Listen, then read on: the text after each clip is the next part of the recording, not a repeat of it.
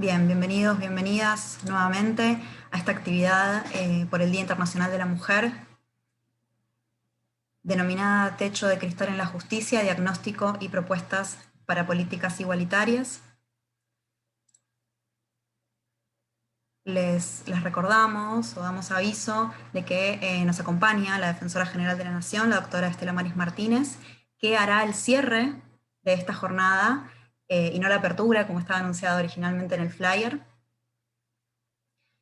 Agradecemos también a la Embajada de Canadá por el apoyo para la actividad de investigación que se presenta, a la presencia del Defensor General de Entre Ríos, la Defensora General de Chaco, el área de capacitación de la Defensoría de Tucumán, representantes de las embajadas de Alemania, España, Estados Unidos y Gran Bretaña en el país, de la Organización Internacional del Trabajo en Argentina, e integrantes del Poder Judicial, Ministerio Público Fiscal y Ministerio Público de la Defensa. En primer lugar, va a exponer en el día de hoy la doctora Raquel Asensio, que es coordinadora de la Comisión sobre Temáticas de Género de la Defensoría General de la Nación. Hola, buenas tardes. Bueno, en primer lugar agradezco a quienes están del otro lado de la pantalla y también agradezco especialmente a quienes me acompañan en esta oportunidad para esta presentación, de quienes tanto hemos aprendido en el tema que nos convoca hoy. Estoy compartiendo pantalla para poder presentar mejor los datos que...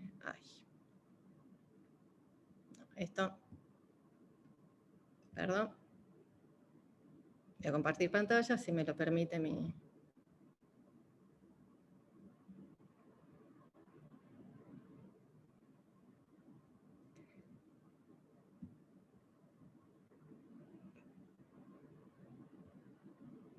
Bueno, no puedo... Ahí estamos. Bueno, en esta oportunidad voy a presentar una investigación que fue encomendada por la Defensora General de la Nación, la doctora Martínez, a la Comisión de Género, para tener algún conocimiento más específico acerca de qué pasa en cuanto a la conformación en términos de género del organismo. Entonces, lo primero que hicimos fue el recorte en el tiempo. Nosotros hicimos una mirada en el periodo comprendido entre el 2008 al 2019, y para eso contamos, bueno, con varios antecedentes que estaban disponibles y que tienen que ver con aportes de quienes nos acompañan hoy, que también van a hacer uso de la palabra, por supuesto, muchos aportes también de la academia. Recordamos trabajos de Beatriz Cohen, Paula Vergallos, que fueron pioneras en el tema, y también con mucho trabajo institucional presentado en los últimos años, como el mapa de género que realiza la Oficina de la Mujer de la Corte Suprema, y también investigaciones que han sido muy enriquecedoras para emprender esta investigación que acá estamos, esta indagación que acá presentamos, que tienen que ver con el trabajo realizado especialmente por el Observatorio de Género del Poder Judicial de la Ciudad de Buenos Aires, y también el análisis que hizo el Ministerio Público Fiscal acerca de la incidencia del género en los procesos de selección de fiscales. Así que partiendo desde estos conocimientos, nos emprendimos en esta tarea. Para poder hacerlo contamos con numerosas bases de datos que generosamente nos han preparado y nos permitieron contar con muchísima información y que fueron aportadas, por supuesto, desde el área de concursos y también de recursos humanos y de informática del organismo, a quienes, por supuesto, estamos muy agradecidos por esos aportes.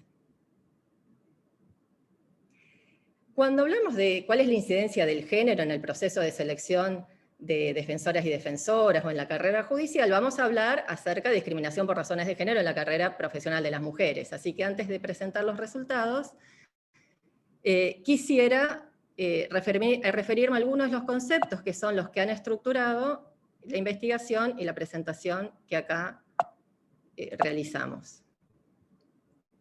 Por un lado, los conceptos estos a los que han guiado, digamos, a estructurar esta investigación tienen que ver con lo que se conoce como segregación vertical, o también como techo de cristal, que hace referencia a aquellos obstáculos que no son normativos, no son explícitamente excluyentes, pero que existen para que las mujeres, o que hacen que las mujeres no puedan acceder a los cargos jerárquicos en las estructuras verticales o a donde concentran mayor poder. Otro de los, esto no es, aparece bien gráfico en el concepto de techo de cristal. Digamos, hay un techo, hay una barrera que no se puede atravesar, por lo cual las mujeres quedan ahí detenidas, pero no se ve, ¿no? Por eso se habla de que estos fenómenos parecen responder a fuerzas invisibles, que no aparecen reguladas normativamente o explícitamente, pero que ahí están. Por segregación horizontal se conoce el fenómeno que hace que varones y mujeres terminen agrupándose o realizando distintas tareas o ocupaciones, y esto responde a ciertos roles de género que son asignados social y culturalmente. Ejemplos típicos, mientras que en trabajadoras de casas particulares son casi todas mujeres, dentro de las tecnologías de informática y comunicación, la presencia de varones es abrumadora. Este mismo fenómeno nosotros lo vamos a analizar al interior de lo que es la estructura del Ministerio Público de la Defensa. Y el otro de los fenómenos que va a estar presente en toda esta investigación se vincula con lo que se conoce como el piso pegajoso, ¿no? Y esto parece una contrapartida del techo de cristal. Es decir, ¿cuáles son los fenómenos o los procesos que hacen que las mujeres queden más adheridas a las estructuras más bajas de las pirámides jerárquicas? Y que esto responde también a un reparto de género, de roles sociales, a donde las mujeres son menos identificadas para ocupar roles de liderazgo, de poder, pero también son las principales responsables del cuidado de hijos, hijas, personas enfermas, adultos mayores, y eso hace que teman tal vez asumir mayores responsabilidades, porque eso los puede llevar a perder ese precario equilibrio que tal vez han alcanzado con las responsabilidades laborales que ya tienen hoy en día. Entonces, ahora sí paso a presentar qué encontramos en esta investigación. Lo primero que vimos es que al momento en que emprendimos esta investigación, esto es para fines del 2019, esta es la investigación abarca el 2018 al 2019, incluido 2019, las mujeres representábamos el 58% del organismo, pero solo superábamos a los varones en los cargos de tipo administrativo, el escalafón que es administrativo, que son empleados y empleadas, y ahí configuramos el 66% del organismo. Cuando vemos qué pasa con los cargos de funcionarios y funcionarias, las mujeres se encuentran más cerca del promedio general, ¿no? En el 56%, apenas por debajo del 58% en el que está integrado en términos de género, pero con 10 puntos de diferencia de las empleadas. Y si ya nos vamos a ver los cargos de defensores y defensores, la brecha de género se amplía notoriamente. Y ya estamos en el 37%, 20 puntos por debajo del promedio en que las mujeres integramos el organismo. Y esto da clara cuenta de la presencia del techo de cristal. Si este dato nos preocupaba, más nos preocupó ver qué pasó en todo el periodo de la investigación. Y ahí encontramos una pérdida de 9 puntos en términos de brecha de género, de equidad de género. Al inicio del campo, en el 2008, las mujeres conformaban el 46% del total de defensores, y para la finalización de nuestro campo era el 37%, con más de 20 puntos de diferencia con la integración de género del organismo. Como les decía, nosotros nos interesaba ver algunos de estos procesos que son asociados a la discriminación por motivos de género en la carrera laboral y que tienen que ver con segregación horizontal y vertical. La segregación vertical aparece bien explícita en los datos que vimos hasta ahora. Pero también miramos cuáles son los cargos de defensoras a los que las mujeres tienen más posibilidades de acceder. Entonces hicimos cortes con distintas variables, es decir, la información la analizamos a la luz de distintas variables. Estas variables, y tal vez la más trascendente, es la del fuero. Nosotros miramos qué mujeres pueden ocupar cargos de defensoras en el fuero federal, que responden, por supuesto, son quienes actúan ante la justicia federal, que es aquel sector de la justicia que concentra el mayor poder, ¿no? Y las mujeres ahí es donde tienen apenas un 33% de representación en el total de defensores. Menor presencia se encuentra en los cargos de Defensoría General de la Nación.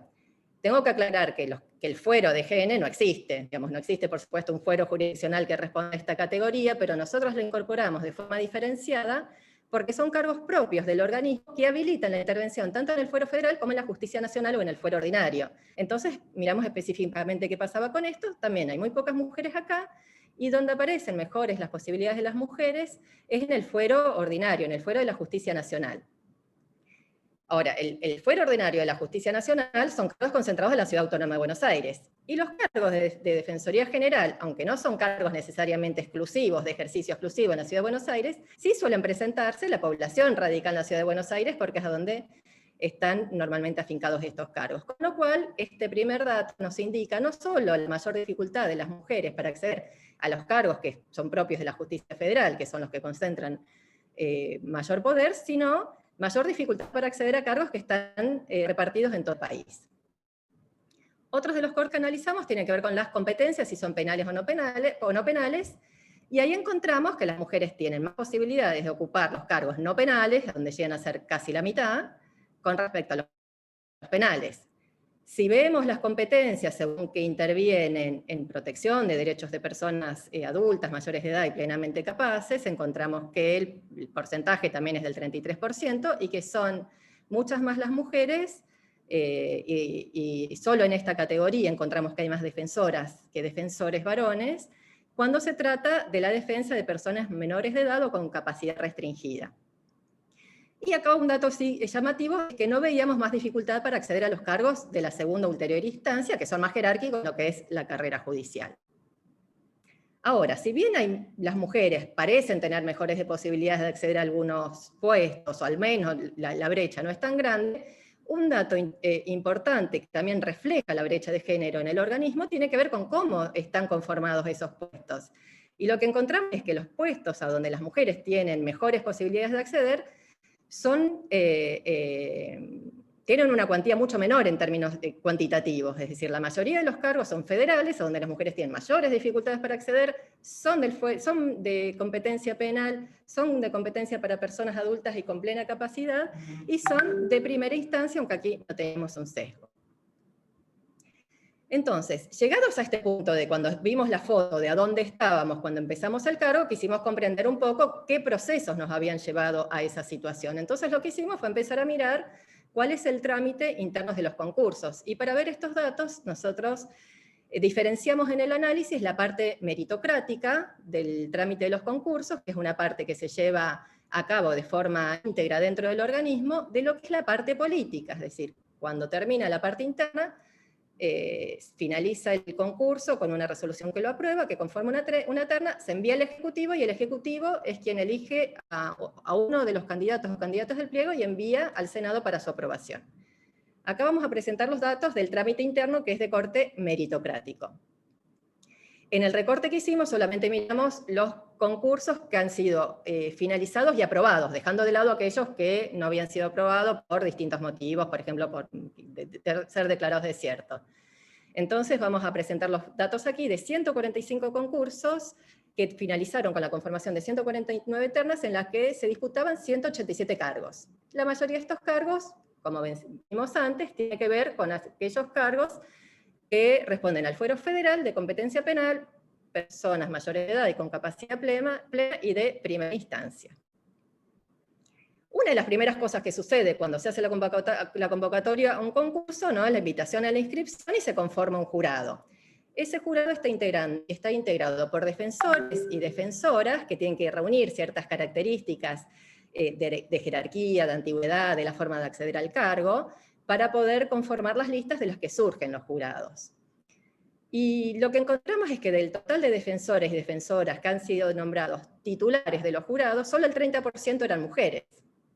El jurado además se conforma también con juristas, que tienen que también reunir también algunos requisitos académicos para poder ser designado en esta categoría. Y cuando vemos cuántas juristas mujeres hubo y cuántos juristas varones hubo, encontramos que solamente una de cada 4 fue una mujer. Y finalmente encontramos que los jurados, en el 28% de las ocasiones, estuvo integrado de forma exclusiva por varones. Esto da cuenta de la necesidad de revisar, porque hay normas internas que prevén que hay que intentar garantizar la equidad de género en la conformación, pero hace falta revisar estas normas a fin de que se garantice en el resultado esta aspiración.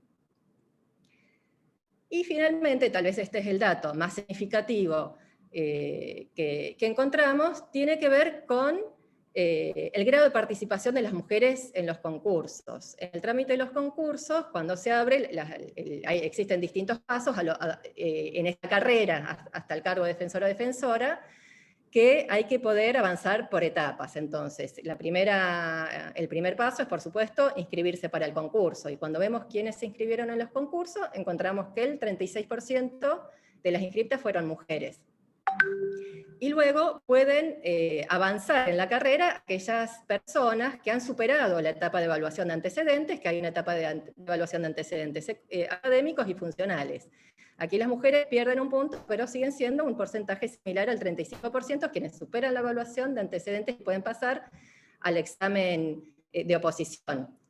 Vemos que la mayoría se ha presentado, lo rindió, lo aprobó en un porcentaje parecido, y que el 33% del total de ternados han sido mujeres. Entonces, el primer dato significativo que nosotros encontramos es que la presencia de mujeres se mantiene de una forma relativamente estable. A lo largo de todo el concurso encontramos que 1/3 de las aspirantes son mujeres, y es 1/3 de quienes están en condiciones de conformar una terna también son mujeres. Y esta primera lectura que hacemos nosotros tiene que ver con que el principal obstáculo, el mayor obstáculo, tal vez para que no haya mayor cantidad de defensoras, tiene que ver con el piso pegajoso, ¿no?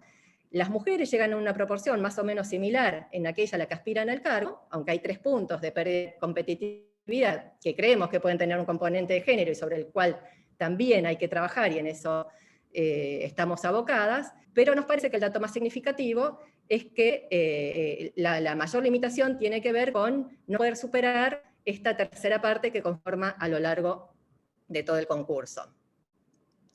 Bueno, los mismos sesgos de géneros que habíamos visto en la conformación del organismo se van a reflejar, no siguiendo una línea proporcional idéntica, en lo que es la inscripción a los concursos, y esto a la vez se impacta en quienes lo aprueban y conforman las ternas. Hay menor demanda de mujeres en los cargos de fueros federales y mayor interés de las mujeres en los cargos de la Justicia Nacional, ordinarios, y de la Defensoría General, que recuerdo son los que están ubicados en la Ciudad de Buenos Aires.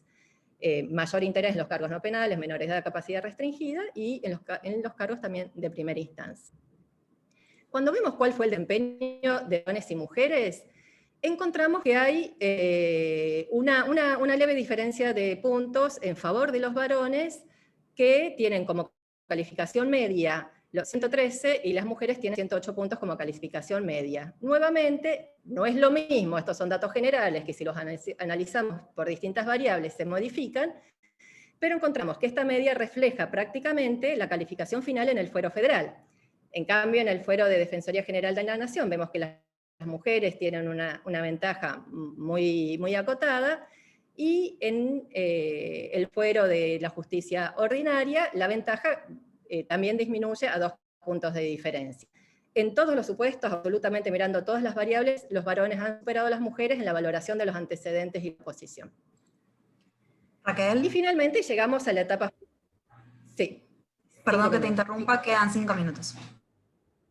Muchas gracias. Finalmente llegamos a la etapa final, que es la parte de las designaciones. Acá voy a hacer una aclaración metodológica. Ya no estamos mirando 145 concursos que fueron los aprobados, sino que vamos a mirar solo los 94 concursos que finalizaron con la designación de 123 defensores y defensoras. Nuevamente, la proporción de cargos varía, hay alguna variación, pero siguen siendo mayor cantidad, fuero federal, penal, mayores de edad, primera instancia, y lo que encontramos es que, como habíamos visto antes, que era una tercera parte de las mujeres que aspiraban a estos cargos, son designadas en la misma proporción del 33%. Ahora, este porcentaje lo que puede hacer es explicarnos cuál es la pérdida de equidad que veíamos al inicio cuando mostramos la foto de cómo estamos hoy y cómo llegamos a esta integración del 37%. Porque en el 2008 las mujeres eran el 46% del total de defensores. Hoy somos el 37% porque han sido designadas, no fueron designadas en un 46% de las oportunidades, sino en el 33% de las oportunidades. Y esto nos puede explicar cuál es la pérdida en términos de equidad en la integración, pero también nos marca una tendencia, que si no hay algún correctivo urgente en políticas para asegurar una llegada más equitativa de mujeres, la tendencia se va a mantener a la pérdida en la presencia de mujeres en los cargos de magistradas. No voy a pararme en esto, solamente reiterar que existen sesgos de género, y que donde hay mayor dificultad para que las mujeres accedan justamente es en el fuero federal. No hay casi diferencia entre penal y no penal. Cuando vemos cómo llegan varones y mujeres en esta carrera para llegar al cargo de defensor y defensora, también encontramos una leve ventaja, ¿no? Del total de todos los varones inscriptos, un 2,2% llega a ser defensor. y del total de las mujeres inscriptas, un 1,8% llega a ser designada defensora. Entonces, vemos ahí una leve diferencia, insistimos, queremos ver cuál es la explicación de género, pero seguimos advirtiendo que tal vez el mayor peso sea asociado al piso pegajoso. Y una última observación que encontramos tiene que ver en que no identificamos prácticas discriminatorias francamente excluyentes de las mujeres. De hecho, en los concursos que terminaron con designaciones efectivas, les recuerdo, no fueron 145, fueron 98, las mujeres formaron el 29% del total de ternados, y fueron designadas en un 33% de las veces. Es decir, hay una diferencia a favor de las mujeres, a donde no es que dejaron de ser elegidas por ser mujeres, incluso fueron designadas en 4 puntos más de lo que era su representación proporcional en el grupo de ternados. Sin embargo, en 8 de cada 10 casos, las ternas eran mixtas. Esto quiere decir que con voluntad política se podría haber conservado y se podría revertir esta tendencia a la baja que tenemos en el acceso a los cargos de las magistraturas. Y para no excederme, algunas de estas cosas ya se fueron mencionando, es que encontramos prácticas de segregación vertical. Estas prácticas de segregación vertical se ven notoriamente en lo que es el acceso a cargos de defensoras dentro del organismo. Creemos que hay que prestar especial atención al fenómeno del piso pegajoso, ¿no? De cuáles son las razones estructurales, culturales, de género que hacen que haya menos mujeres aspirando a ocupar estos cargos y que eso termina incidiendo en la conformación final del organismo. Una clara segregación horizontal repartida específicamente en temas de fuero, que quedan más excluidas del fuero federal y también de otras competencias consideradas más duras, y que esto parece fuertemente vinculado a obstáculos geográficos, porque vemos con claridad que aquellos cargos que se disputan de forma exclusiva o prioritaria en la Ciudad de Buenos Aires encuentra una mayor cantidad de aspirantes mujeres. Y por último, aunque no notamos criterios que hayan excluido sobremanera a las mujeres, decimos, hay una leve diferencia en favor de los varones acerca de cómo llegan, lo que creemos que hace falta son políticas explícitas para lograr integraciones más equitativas e igualitarias. Y con esto termino mi parte. Muchas gracias. Muchas gracias, Raquel. Perfecta con el tiempo. Así que justo ahora se cumplen los 20 minutos. Bien, damos la bienvenida y la palabra a Natalia Gerardi. Ella es directora ejecutiva del equipo latinoamericano de justicia y género, ELA. Bienvenida, Natalia.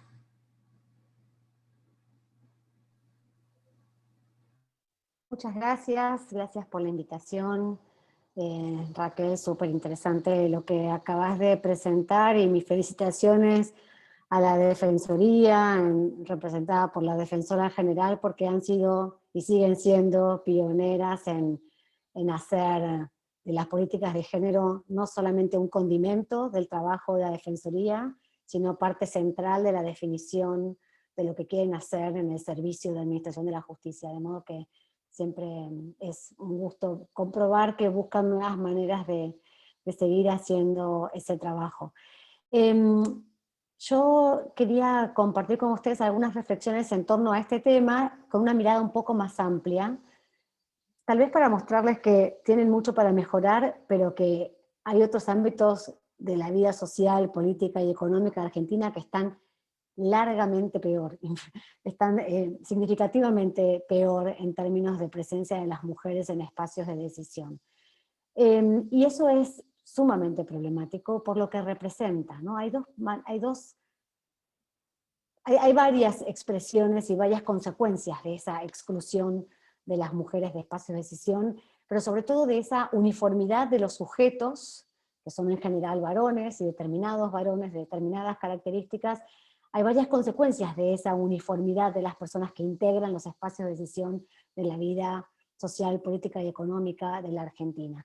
Y es la perpetuación de ciertos privilegios, ¿no? Es la posibilidad de seguir ignorando el impacto que tienen ciertas decisiones y ciertas competencias respecto de las vidas de las personas que no están allí representadas para hacer subir sus voces. Y no es porque solamente las mujeres deban representar, ni puedan representar los intereses de las mujeres en plural, sino porque hay algo de la política de la presencia, del estar, de mostrar diferentes modelos de rol y de posibilidades de acceso, que genera también una conversación pública más robusta, más diversa, más interesante, sobre diferentes aspectos. Entonces, pensando en eso, yo quería compartir con ustedes, vamos a ver si me sale, muy brevemente, ahí estamos, ¿no? Ahí está. Muy brevemente, un trabajo que hicimos durante el año pasado, que publicamos hoy, para mostrar cuál es el sexo del poder en Argentina. Este es un estudio que presentamos en su segunda edición, con los datos del 2020, que habíamos realizado por primera vez en el año 2010, y que lo hicimos en el año 2010 pensando cuál era, qué tan cierto era que Argentina fuera un país de avanzada, como se consideraba en ese momento, para la participación de mujeres en espacios de poder. Si ustedes se acuerdan, en el 2010, Argentina estaba gobernado por una mujer. En las elecciones de ese año, en las elecciones que llevaron a esa situación en el 2007, la segunda candidata más votada también había sido una mujer, de modo que el 70% de la población argentina había considerado que que quería ser gobernada por una mujer. Argentina lideraba los rankings en esa época de mujeres en espacios legislativos por aplicación de la ley de cupo, de modo que cuando mirábamos a Argentina en contexto de la región, uno podría pensar, bueno, tenemos mucho para mostrar al mundo y tenemos como un largo camino recorrido y estamos bien en términos de mujeres en espacios de decisión. Pero nuestra convicción y nuestra hipótesis, y lo confirmamos con el estudio que hicimos en el 2010, fue que si mirabas un poquito por atrás de esos datos, de esos grandes datos tan evidentes, la fotografía que te mostraba las instituciones de la Argentina era muy diferente.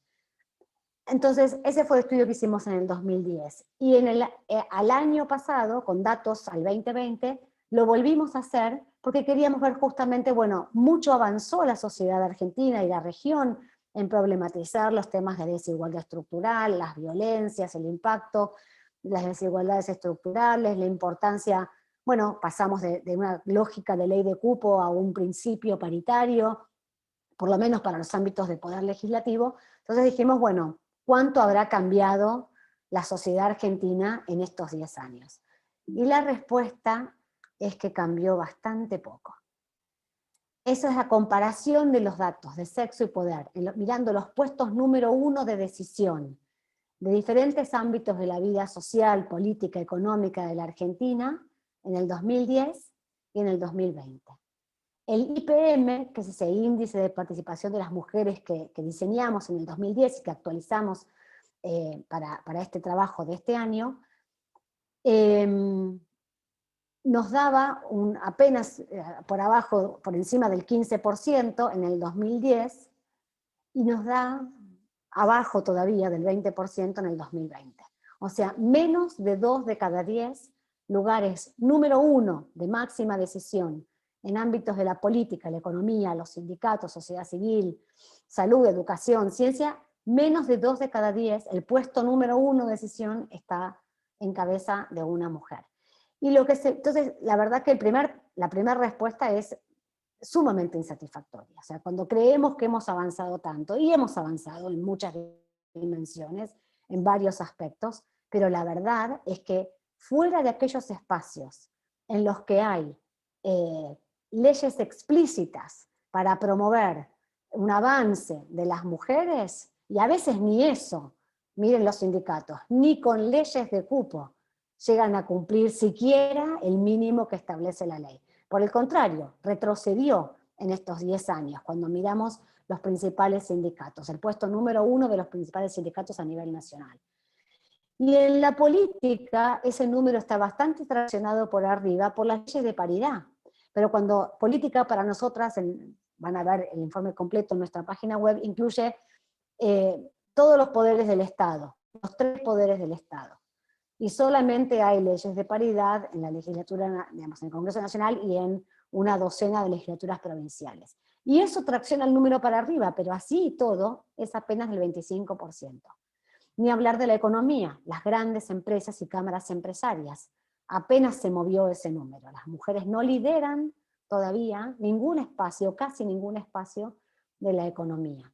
Donde hay mayor igualdad, donde es, bueno, en la sociedad civil, ¿no? Pero claro, yo represento la sociedad civil, trabajo allí hace más de 10 años y sin duda creo que es un espacio relevante, pero vamos a ser honestas, tampoco es el que donde gravita con mayor centralidad las definiciones de las políticas públicas. Entonces, en una sociedad civil diversa, igualitaria y demás, por supuesto que es importante, pero no impacta definitivamente en las instituciones de la sociedad.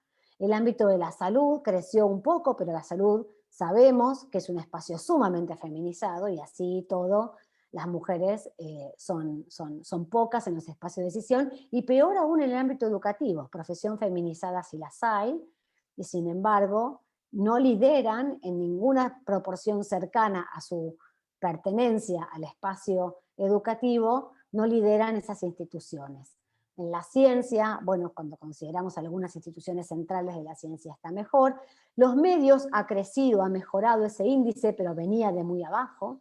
Y los medios de comunicación también son un espacio de formación y de reproducción de la cultura y de las perspectivas. Y por supuesto que sabemos la relevancia que ha tenido y que tiene todavía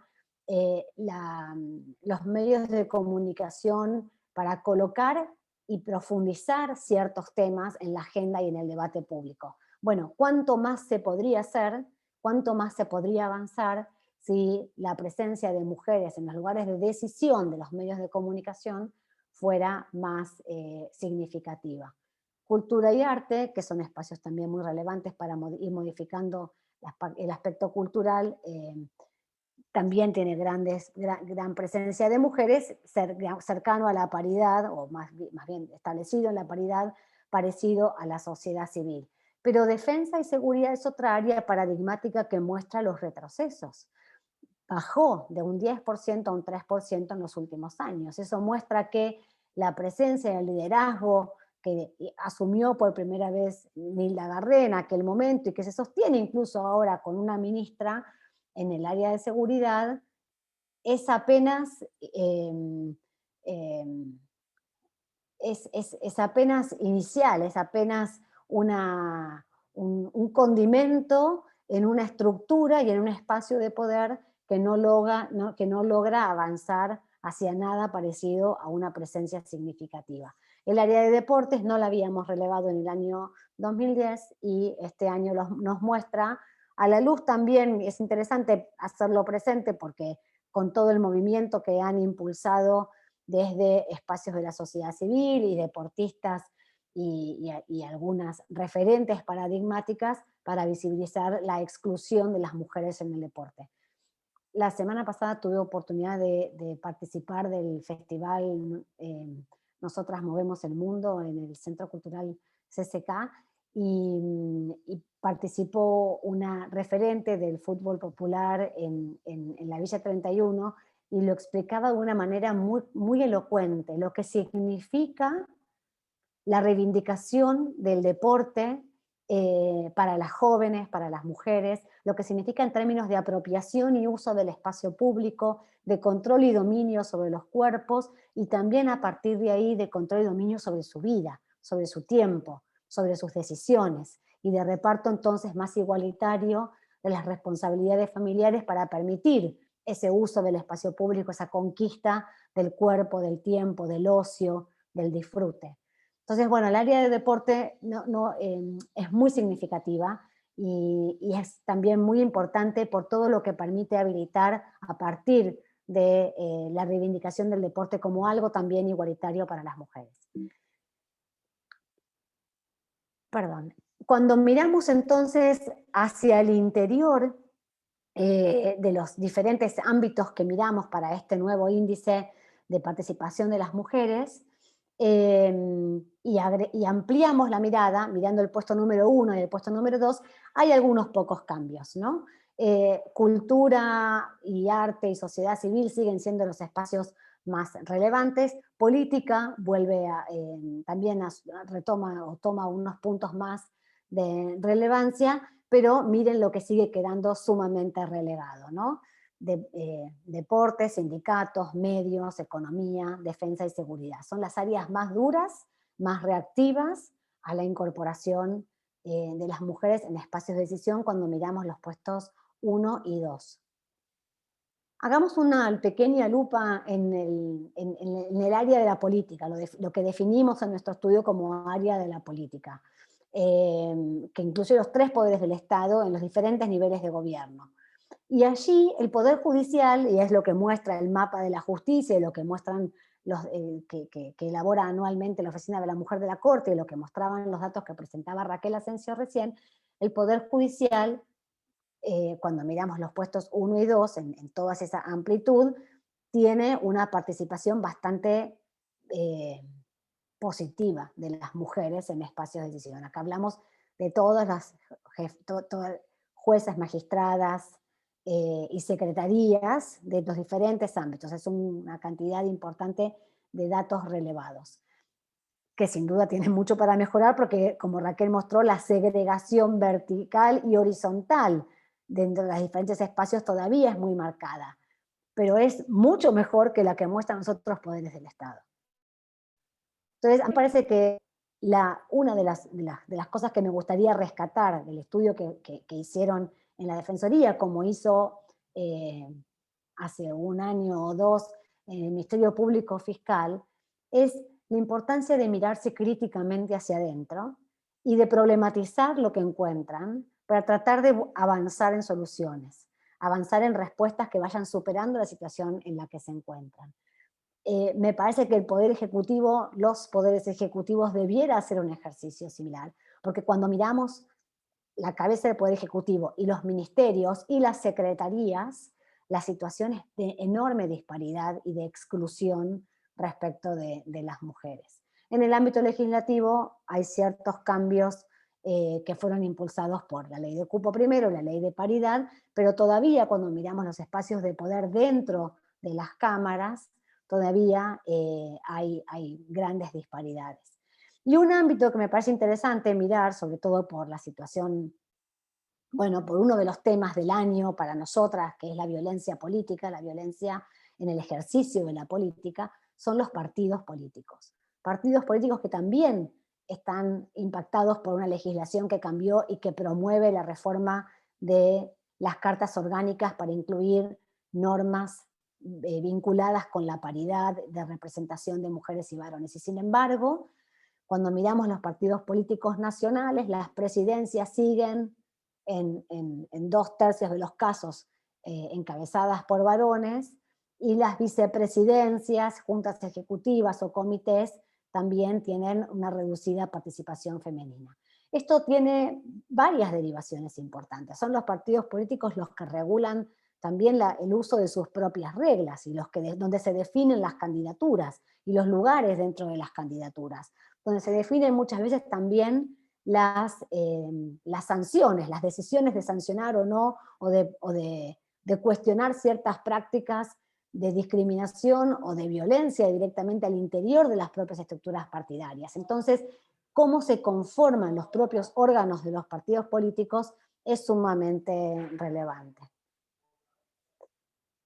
Para terminar, algunas brevísimas reflexiones. Creo que lo que vimos también entre la diferencia en el 2010 y el 2020 es que había mucha más información. Nos fue mucho más sencillo acceder a ciertas fuentes de información para realizar nuestro trabajo.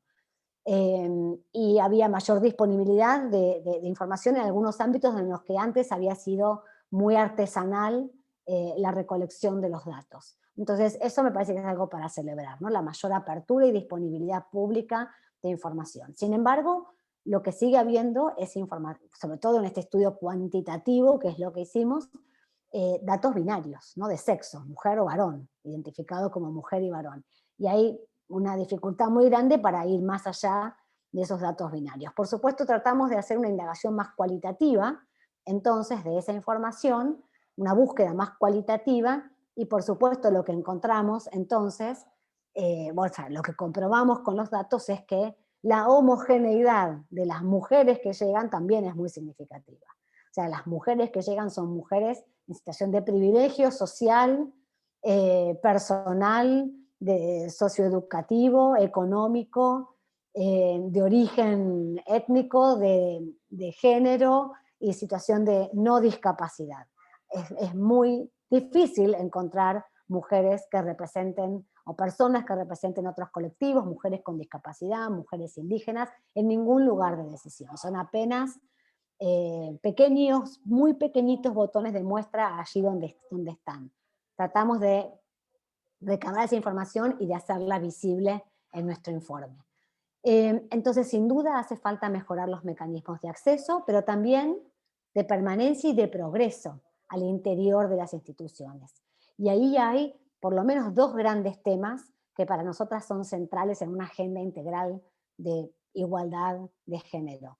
La agenda de los cuidados, si buscamos alguna variable explicativa que pueda atravesar ámbitos tan distintos como los que analiza nuestro estudio de sexo y poder. ¿Por qué, con todo lo que se avanzó, sigue habiendo tan pocas mujeres en espacios de decisión? Hay muchas razones que tienen que ver con los sesgos, con la discriminación, con las estructuras discriminatorias y demás. Pero algunas de esas razones también tienen que ver con aspectos culturales de la atribución y asignación de los cuidados por razones de género, donde la estructura presume que es la mujer la que debe ocuparse de ciertas responsabilidades de cuidados, y muchas mujeres asumen para sí el destino inexorable de ser las principales cuidadoras. Entonces, con una organización social del cuidado más justa, más igualitaria, con acceso a servicios públicos, con mejores servicios, infraestructura, dinero y tiempo para cuidar, tal vez eso también pueda empezar a cambiar. Y el segundo gran aspecto, a mi juicio, es las violencias. Las violencias al interior de las instituciones, que pueden ser violencia laboral, muchas veces violencia política, otras violencia institucional.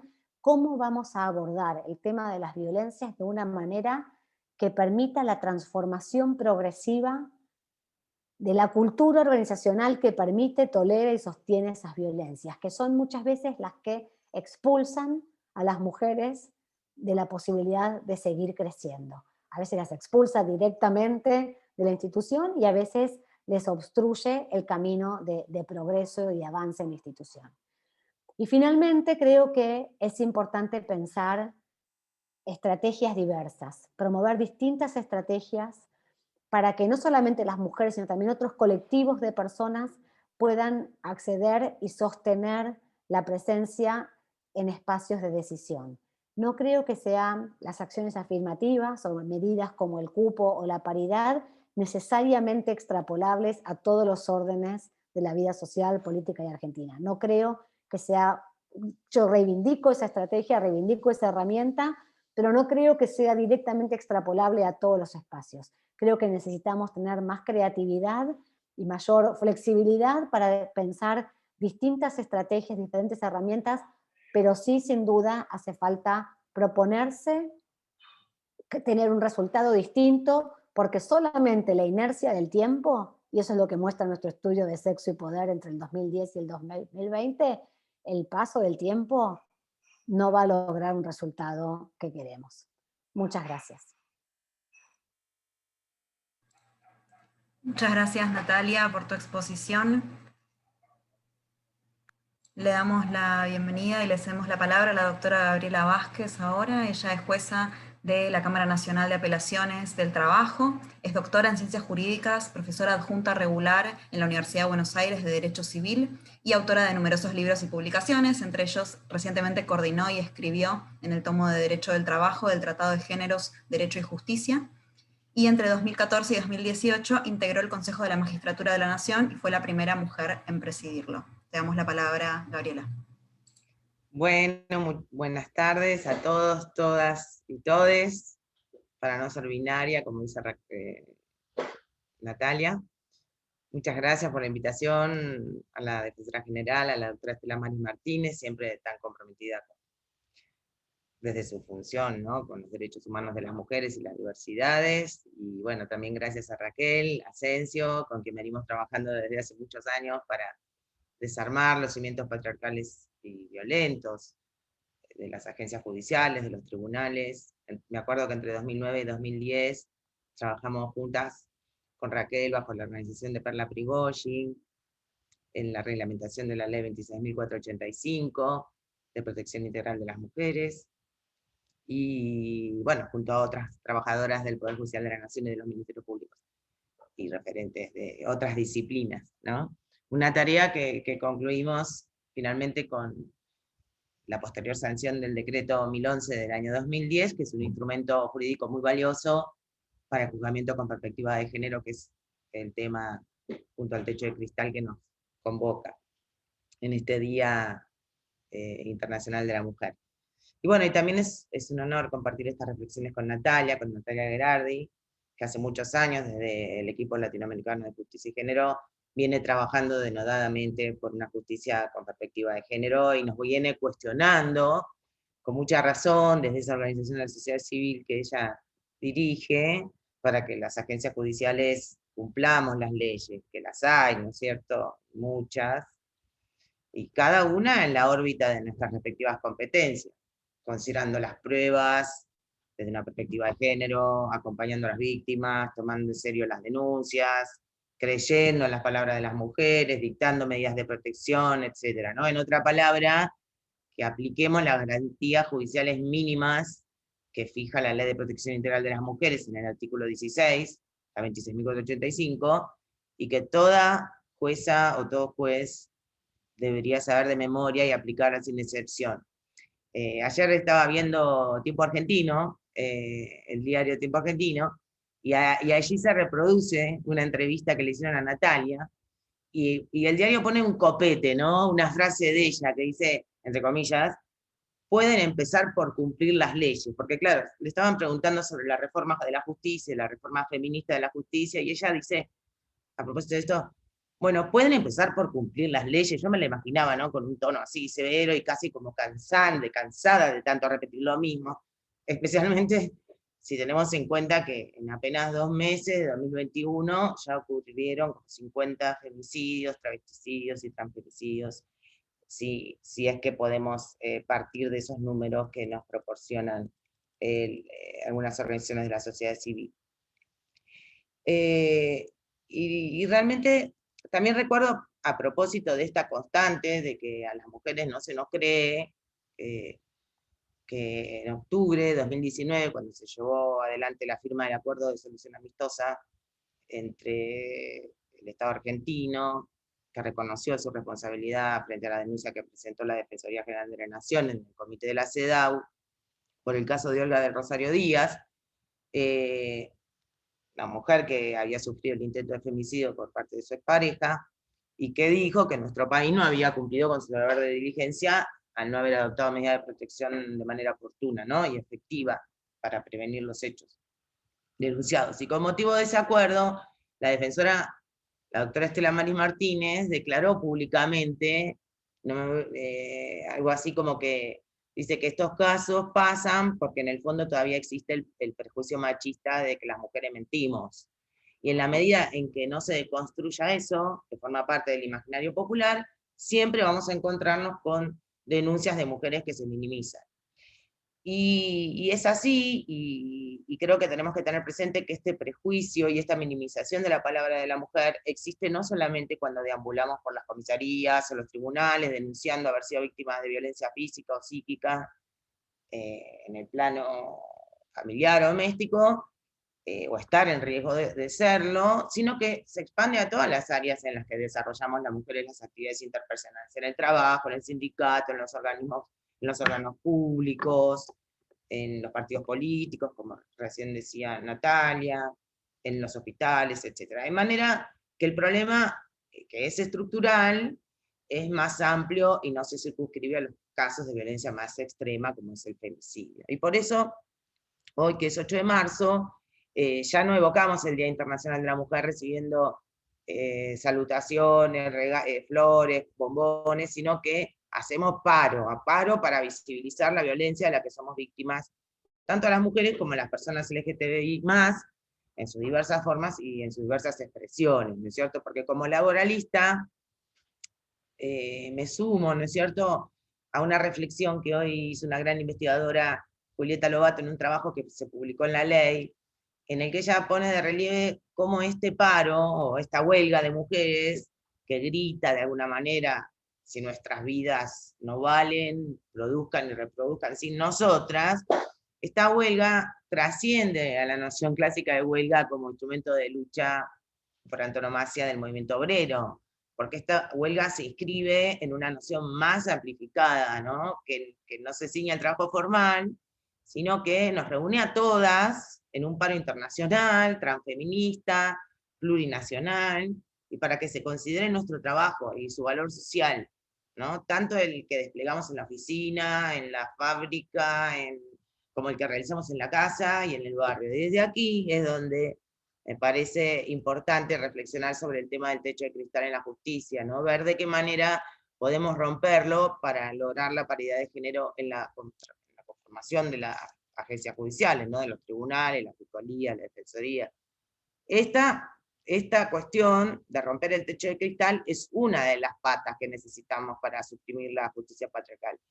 Pero la otra pata tiene que ver con que se concrete efectivamente el juzgamiento con perspectiva de género, que es condicionante de la garantía de tutela judicial efectiva.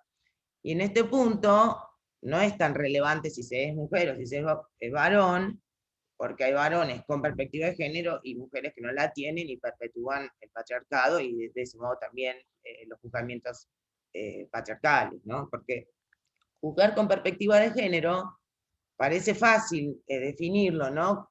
Porque significa aplicar las normas internacionales y nacionales sobre igualdad y no discriminación, razón del sexo o de los géneros, tanto en el tratamiento procesal de los casos, por ejemplo, evitando la revictimización, como en la elaboración de las sentencias, o en la elaboración de los dictámenes, o en el abordaje de los casos del ejercicio profesional. Y para este abordaje con perspectiva de género no alcanza con conocer las normas jurídicas, es decir, en esa protección multinivel, ¿no? de tratados internacionales y leyes domésticas. No alcanza a conocer las leyes o los tratados si no se desarrollan habilidades que faciliten la identificación de situaciones de discriminación estructural.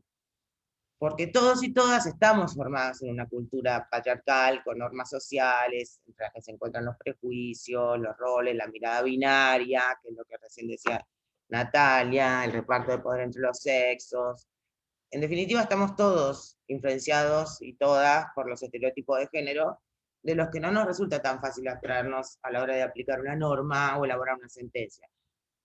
En una de las principales sentencias vinculadas a la vulneración de los derechos humanos de las mujeres, que es el caso González y otra contra México, que se conoció como Campo Algodonero del año 2009, de noviembre del año 2009, la Corte Interamericana lo señala, que una capacitación con perspectiva de género implica no solamente un aprendizaje de las normas, sino el desarrollo de capacidades para reconocer la discriminación que sufrimos las mujeres en la vida cotidiana.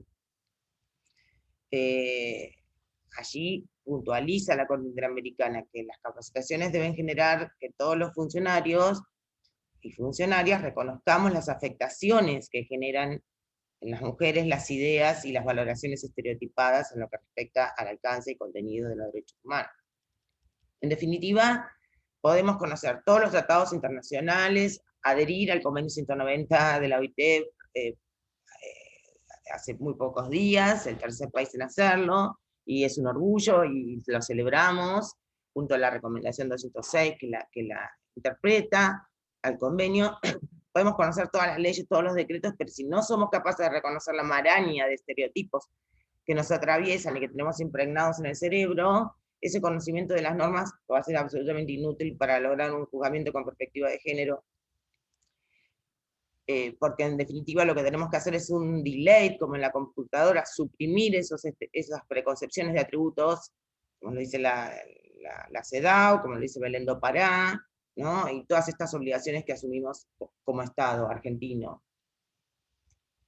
Es que los estereotipos distorsionan las percepciones del magistrado o de la magistrada, ¿no? Afectan nuestra objetividad, influyen en la percepción para determinar si un hecho de violencia ocurrió o no, en la evolución de la credibilidad de los testigos y de la propia víctima. Y no estoy hablando solamente del foro penal, estoy hablando de todo, del foro laboral, del foro civil, del foro comercial, ¿no? influye en definitiva en la credibilidad en la distorsión de las percepciones, ¿no? Y eso en todos los casos de violencia, y eso en definitiva es lo que genera la desconfianza en el sistema judicial y manda el mensaje a la sociedad de la tolerancia a la violencia. Y tengamos en cuenta, y esto me parece muy importante desde el feminismo sostenerlo, que porque los varones tienen que ir desarrollando nuevas masculinidades y tienen que ir desarrollando esas nuevas masculinidades, que los estereotipos de género no perjudican solamente a las mujeres y a las diversidades, también afectan y mucho a los varones, y si no basta para pasar revista del caso de la Corte Interamericana de Derechos Humanos Fornerón contra Argentina, sentencia del 27 de abril de 2020, de 2012, si no me equivoco, donde se le negó a un varón y a la niña la posibilidad de criarse con su padre por una razón de estereotipos, ¿no? O también el caso Ramírez Escobar contra Guatemala, de la Corte Interamericana de Derechos Humanos, también de 2018, otro caso en el que se privó a los padres de 2 niños de criar a sus hijos y a estos hijos de criarse con su padre, y también en base a estereotipos patriarcales, ¿no? De la idea de que los varones solos no pueden criar a sus hijos, a sus hijas, ¿no es cierto? Y en el caso Ramírez Escobar también se excluyó de la posibilidad de tutelar, de ser tutora a la abuela por ser lesbiana, es decir, que los estereotipos no solamente perjudican a las mujeres y a los colectivos o diversidades, sino también a los varones. El diagnóstico ya, de alguna manera, lo hemos visto, ¿no es cierto? Para saber que existe un techo de cristal en la judicatura, hoy, por ejemplo, podemos ver el mapa de género que publicó la Corte Suprema con los datos del año 2020. Pero ante todo tenemos que decir que, un poco como también dijo recién Natalia, que las agencias judiciales no son plurales desde varios puntos de vista, porque su composición no es igualitaria en razón de los géneros, pero tampoco lo es en su composición socioeconómica, de miembros de pueblos indígenas o de personas con discapacidad, etcétera, y otras situaciones de desventaja, ¿no? En lo que atañe a los géneros, el sistema de justicia argentino está conformado mayoritariamente por mujeres, somos el 56.9, dice el mapa de género de 2020, de total de las personas que trabajamos en las diferentes agencias judiciales, incluyendo juzgados, cámaras, cortes, fiscalías, defensorías, etc. Sin embargo, el mapa de género muestra, según una distribución por género binario, está elaborado en base a un género binario, que las mujeres estamos subrepresentadas en los cargos de mayor jerarquía y sobrerepresentadas en los de jerarquía inferior. De este informe surge que la proporción femenina es mayoritaria en el personal administrativo, en el 60%, y el funcionariado, el 61%, y entre 2011 y 2020 aumentó la participación de mujeres en los cargos de magistrados y magistradas, o en los cargos de magistradas, pero solamente en un 5%, porque pasó del 39% en el 2011 al 44% en el 2020. Entre las máximas autoridades judiciales, en el 2019 solo había un 28% y actualmente es de 31%, y estamos hablando de todos los cargos del Poder Judicial Nacional y provinciales. Hay también, si se ven las estadísticas, segregación horizontal, que también hablaba Raquel, porque los varones tienden a concentrarse en los fueros penal y penal económico y electoral, o sea, las funciones de mayor poder simbólico, ¿no? Mientras que hay mayor presencia de mujeres en los fueros que están vinculados con el cuidado, ¿no? Por ejemplo, en el foro de familia, de la seguridad social y también en el foro del trabajo, que yo se jueza en la Cámara. Por cada mujer que llega al máximo cargo, hay casi 3 varones, y excepción del personal de servicio, maestranzas, choferes, donde las mujeres son minoría, porque son el 32%, y esto tiene que ver con los estereotipos, porque es del hombre que es más fuerte, y puede llevar el carrito, puede manejar el auto. La base del escalafón es mayoritariamente femenina y el vértice mayoritariamente masculino, ¿no? La desigualdad es aún más pronunciada en la justicia federal y nacional, donde el número de magistradas sigue siendo estable, es la misma de hace 10 años, son 3 de cada 10 cargos, y la proporción de mujeres juezas de Cámara, federal o nacional, alcanzó en 2020 solo un 25%, es decir, por cada mujer camarista hay 3 varones, y el porcentaje de magistradas de primera instancia fue del 31%. Existen cámaras federales que no cuentan con mujeres juezas entre todos sus integrantes, como la de La Plata, Mar del Plata, San Martín, en la provincia de Buenos Aires, la de General Roca, y jurisdicciones federales enteras que no cuentan con ninguna mujer como jueza federal en la primera instancia, como Salta, Córdoba, Mar del Plata, La Plata, e incluso hay cámaras federales que tienen representación mínima de mujeres. Bahía Blanca tiene una de 5, Salta tiene una de 6, la Casación Penal Federal 3 de 13, la Cámara Federal Porteña 0 de 6, bueno, los juzgados federales de la capital federal hay 2 de 12, los colectivos LGTBIQ más están ausentes, por el momento no hay cupo en el Poder Judicial, y ayer había un chat de mujeres de una lista que yo conformo en la Asociación de Magistrados, donde una decía, hablaba de todo esto, pero decía, sí, pero las secretarias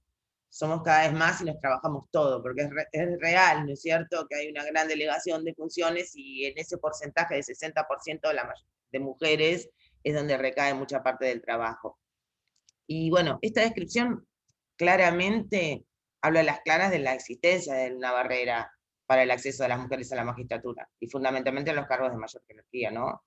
Y esto no proviene del azar o de decisiones puramente individuales de las mujeres, de ninguna manera. A esta altura no hay duda de que este fenómeno, ¿no es cierto?, persiste en los poderes judiciales, responde a cuestiones estructurales y culturales en las que el Estado debe intervenir por obligación constitucional, porque debe garantizar la igualdad real de oportunidades, y no solamente la igualdad formal, o sea, la garantía de igualdad como no discriminación que expresa el artículo 16 de la Constitución Nacional, sino también la garantía de igualdad como no sometimiento en relación a aquellos grupos históricamente desventajados, ¿no? Una obligación que surge del artículo 75, inciso 23 de la Constitución Nacional. Y esto tiene que llevar a reflexionar a quienes tienen a su cargo la función de realizar las designaciones en la magistratura, que no es un solo poder, sino varios. En el caso de la Justicia Nacional y Federal está el Consejo de la Magistratura, o los órganos de selección en los ministerios públicos, el Poder Ejecutivo y el Senado Nacional. Y creo que tendrían que encontrar un espacio para abordar esta cuestión de manera interinstitucional, como la ley 26485 lo exige en el artículo 26, en el artículo 7, ¿no? El trabajo interinstitucional para determinar políticas vinculadas a lograr la paridad, o trabajar hacia la paridad. Gabriela, Sí. perdón que te interrumpa, pero ya te estarían quedando 4 minutitos, no te quería interrumpir. Muy bien, perfecto.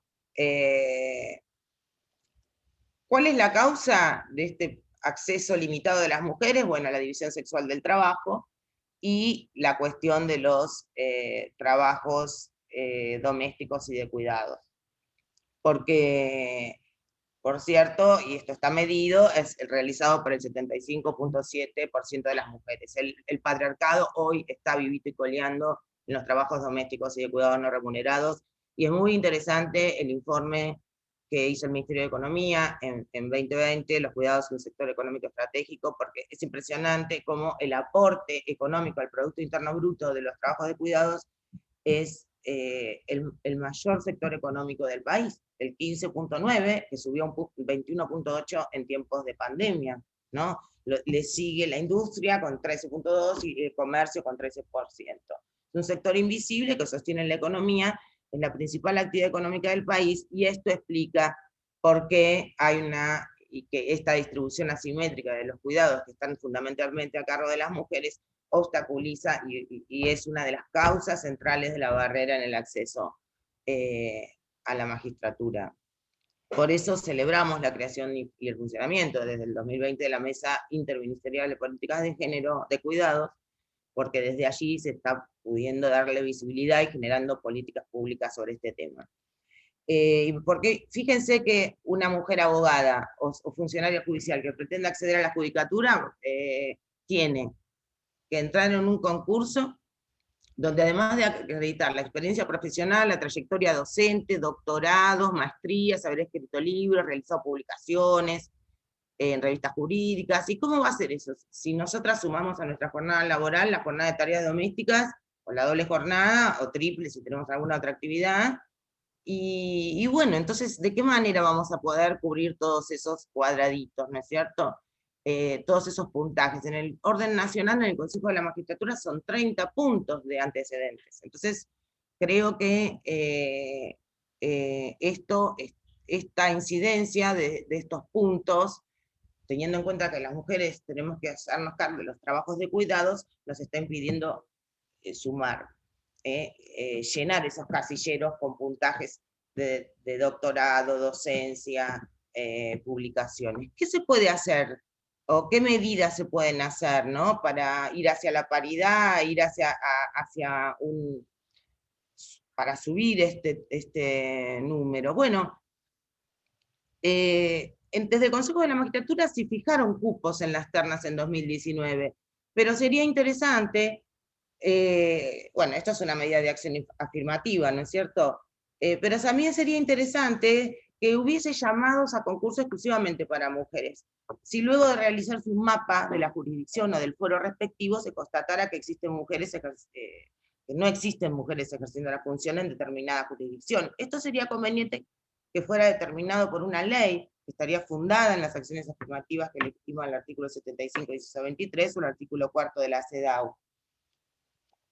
También lo que se puede realizar es, a propósito de lo que decía Raquel, de que hay poca participación, llamados a concursos complementarios exclusivamente dirigidos a mujeres cuando no haya una inscripción de mujeres en porcentajes mínimos en algún concurso convocado cuyo plazo de inscripción haya vencido. Es decir, hacer un segundo llamado para mujeres, es decir, para promover la participación de mujeres. Reducir la incidencia del puntaje por antecedentes y darle mayor importancia a la prueba. Después, prever una integración equilibrada entre los géneros en los jurados, incluir las cuestiones de género como uno de los puntos a evaluar en las personas que se postulan para la magistratura, disponer que se evalúe la utilización del lenguaje inclusivo en las pruebas, tanto las escritas como las orales, ¿no es cierto? Porque el lenguaje construye subjetividades y la utilización del masculino como genérico es una forma inconsciente de invisibilizarnos a las mujeres.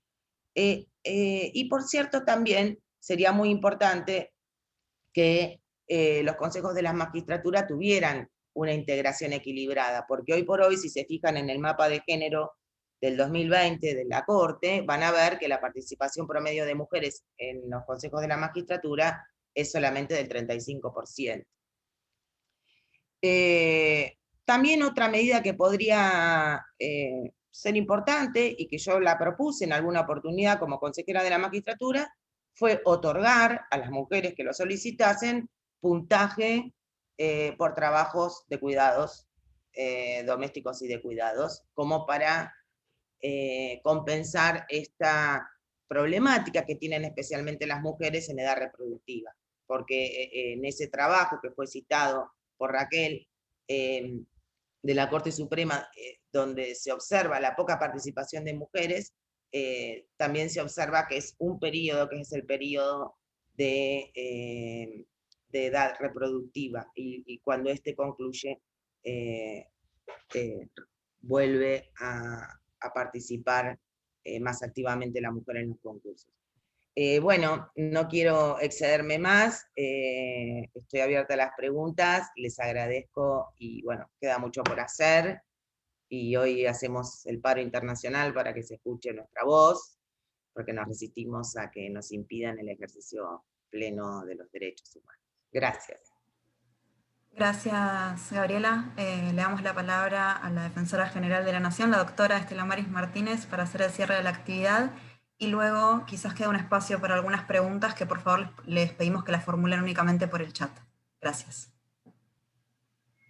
Muchísimas gracias. Agradezco a las oradoras que me antecedieron en el uso de la palabra. Muchas gracias por participar, especialmente a Gabriela y a Natalia, que no forman parte de la institución.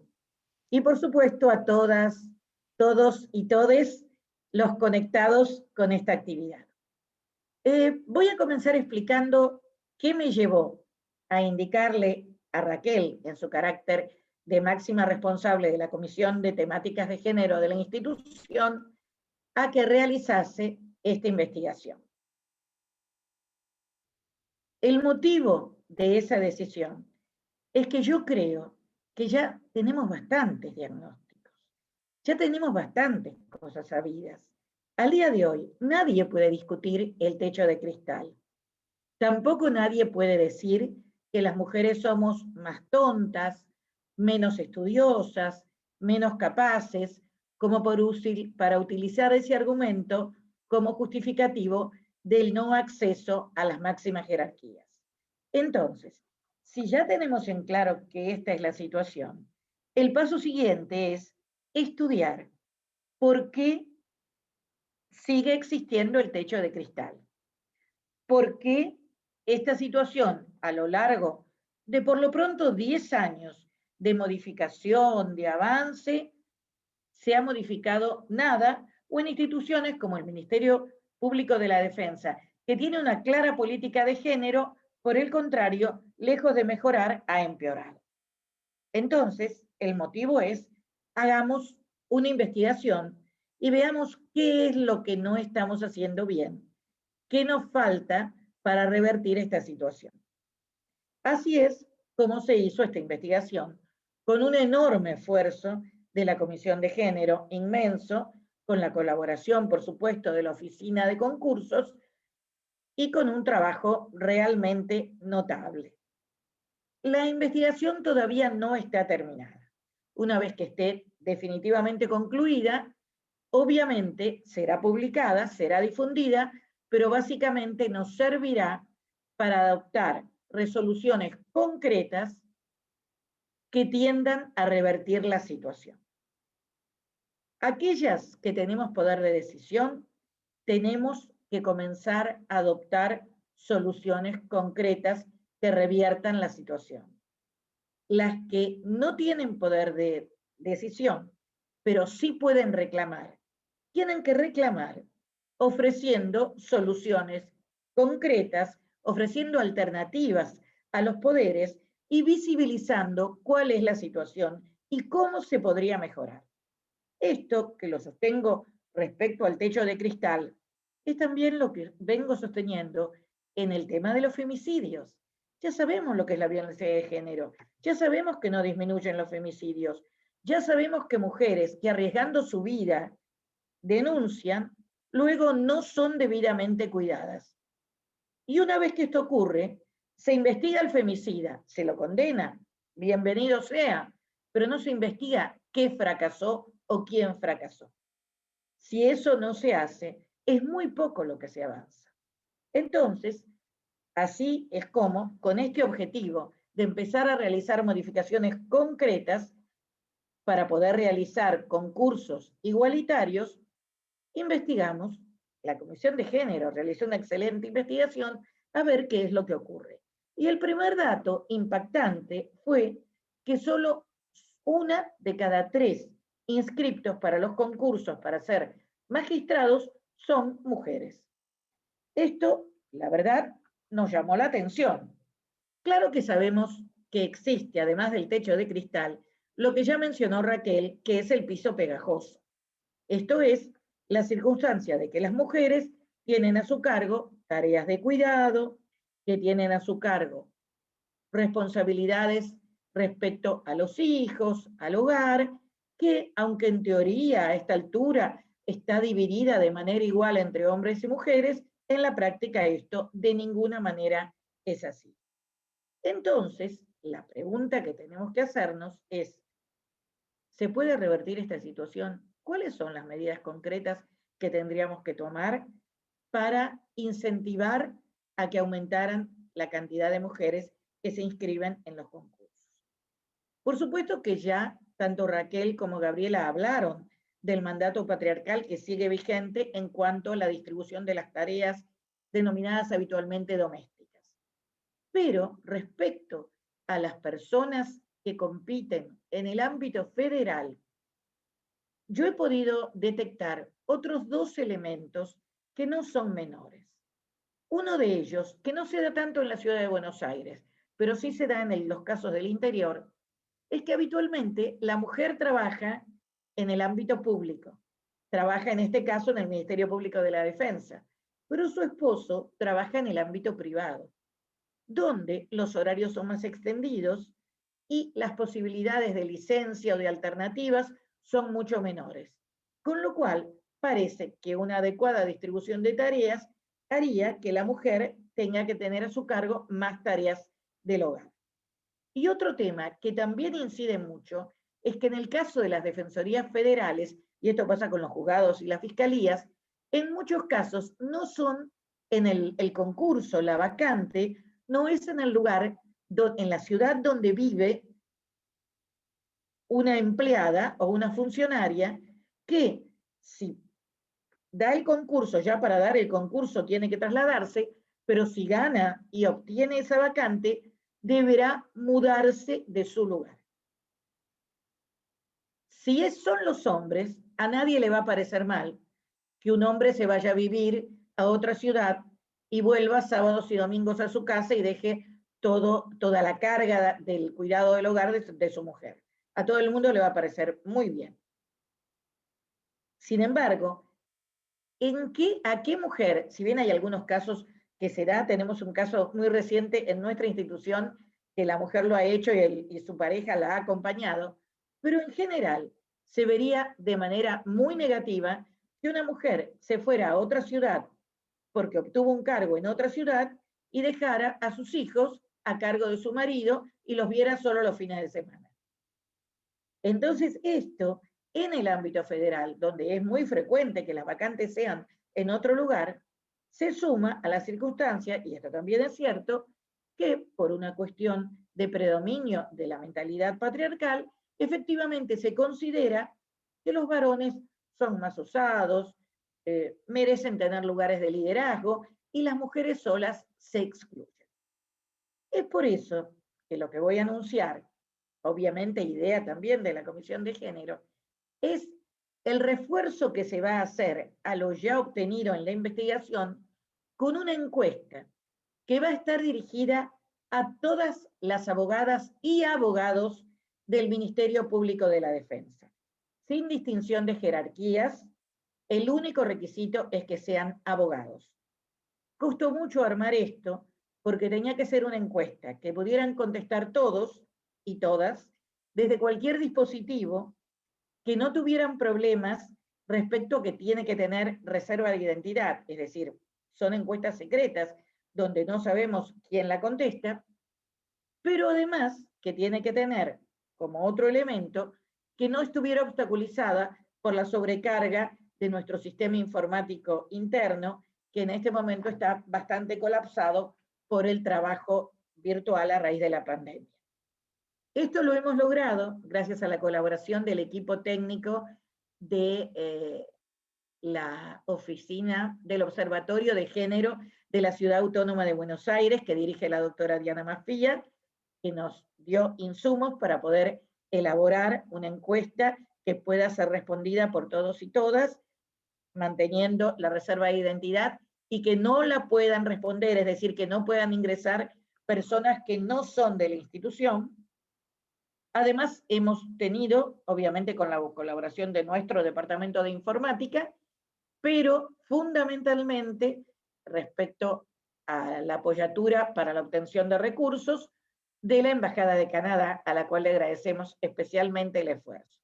Gracias a eso, esta misma semana, o la semana que viene, recibirán todos los integrantes, abogados y abogadas del Ministerio Público de la Defensa un correo donde se van a poder conectar en un link, y les pido especialmente, para que este trabajo tenga sus frutos, para que este esfuerzo que fue grande tenga un resultado positivo, que ustedes nos ayuden contestando la encuesta. Que todos, desde los cargos más bajos a los magistrados, se tomen un tiempito y contesten la encuesta, porque eso nos va a servir para definir la autopercepción, para definir las características personales, familiares y académicas de los abogados y abogadas, y además cuáles son sus perspectivas respecto a su progreso en la carrera. Esto nos va a servir entonces para poder terminar la encuesta y para poder darle un cierre que nos sirva para, insisto, definir medidas concretas que reviertan esta situación. Ahora bien, nosotros vamos a hacer este esfuerzo. Nosotros queremos llegar, nuestro objetivo es que no se eleven ternas donde no haya por lo menos una mujer. Y la verdad que quisiéramos hacerlo con medidas creativas e inteligentes, sin afectar la transparencia ni la equidad en los concursos, que son elementos de los que hemos estado siempre en la institución orgullosos y orgullosas.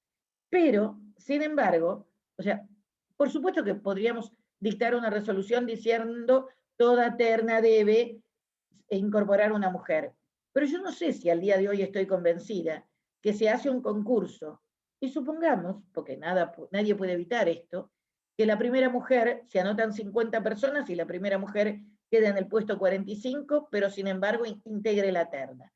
No sé si estoy convencida con esta solución. Así que lo que vamos a hacer luego de la encuesta es tratar de improvisar otro tipo de soluciones y ver si podemos llegar a nuestro objetivo, que es, insisto, que toda terna tenga por lo menos una mujer y que se eleve el número de mujeres participantes en los concursos. Ahora bien, una vez que el concurso escapa de nuestras manos, una vez que se eleva la terna al Poder Ejecutivo, aquí también hay falencias. En la mayoría de nuestras ternas, en 8 de cada 10 ternas, hay una mujer. Sin embargo, el número de mujeres designadas ha sido del 27%. Por ende, sería bueno que en la órbita del Ejecutivo, así como en ese ámbito de absoluta discrecionalidad para ver quién de los 3 de la terna es remitido al Senado, se valoran cuestiones políticas, de conveniencia, cuestiones que escapan de nuestra órbita, se valore, teniendo en cuenta el fuerte compromiso de esta gestión con las cuestiones de género, un elemento más. Y se pondere cómo es, que es un poco lo que dijo Gabriela, cómo es la configuración en una jurisdicción determinada del mapa de género respecto a magistrados y magistradas. Si esto se puede hacer por estamento, es decir, defensores, fiscales y jueces, o de manera unificada, en total de magistrados y magistradas de la jurisdicción. Si se ve que no hay ninguna magistrado o magistrada mujer, bien, es evidente que autolimitándose, el Poder Ejecutivo deberá enviar el pliego de la mujer que integre la terna. Si por el contrario el número es adecuado, 50%, perfecto. Si el número no es nada, pero si es muy bajo, también deberá mensurar, por lo menos mensurar este elemento cuando pondera qué pliego va a enviar. Porque si no, si seguimos así, no se van a modificar los números. Porque aunque nosotros enviemos una terna, todas las ternas, con un integrante femenino o con todos, o sea, bueno, salvo que sean todas, o con 2 integrantes femeninos, si se sigue manteniendo el envío histórico de mayoría de pliegos masculinos, la situación no se va a modificar y no vamos a llegar a un mapa con paridad de género. Yo la verdad, si quieren que les sea real, tengo como una tristeza muy profunda, porque esto que marcó Raquel, de que ahora cada vez se envían menos pliegos de mujeres y han aumentado, o sea, se ha distorsionado en estos 9 años, 10 años de estudio el número, la proporción, al contrario, en vez de mejorar ha empeorado, es porque hace muchos años el cargo de defensor era un cargo secundario, era un cargo para el cual se privilegiaba a las mujeres. Cuando no había concursos, era alto el número de mujeres que se enviaba, porque era como una especie de premio a consuelo. Ahora que la figura del defensor está creciendo, que se nos reconoce, que tenemos un lugar, que la OEA asume que somos defensores de derechos humanos en lo interno de la Administración de Justicia, empezó a elevarse el número de varones. Por eso tenemos que volver a reclamar y utilizar mecanismos inteligentes y no confrontativos, pero que ubiquen la problemática en el lugar donde debe estar situada. No puede ser, si el grueso del trabajo, como dicen las secretarias, muchas veces recae sobre las funcionarias, y si es muy importante el trabajo de mujeres empleadas, que luego, cuando vamos ascendiendo en la pirámide y llegamos a las magistradas, si bien, insisto, los números del Ministerio Público de la Defensa son muy buenos, no tengamos la paridad de género que reclamamos en todos los ámbitos. Por eso, muchísimas gracias por el esfuerzo, muchísimas gracias Raquel, nuevamente, y a todos las demás integrantes de la Comisión de Género, muchísimas gracias nuevamente a la Embajada de Canadá, y bueno, insisto, yo me comprometo desde mi rol con poder de decisión a tratar de revertir esta situación. Pero esto tiene que ser un reclamo común, porque si, además de cambiar las normas, no cambiamos la sociedad, vamos a avanzar seguramente, pero muy despacito. Y no queremos seguir avanzando a paso de tortuga. Ahora queremos seguir avanzando a paso de galgos o de algas. Muchas gracias. Muchas gracias, doctora. Bien, queda abierto ahora el espacio para preguntas únicamente a través del chat. Les voy a dar lectura en voz alta.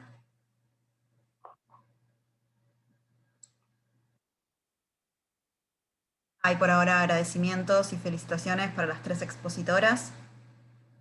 Y luego, tanto Natalia Gerardi como la compañera de la Oficina de la Mujer dejaron en el chat los 2 enlaces que después vamos a facilitar desde la Defensoría, tanto al estudio de ELA sobre sexo y poder, como al mapa de género de la Oficina de la Mujer dependiente de la Corte Suprema de Justicia de la Nación.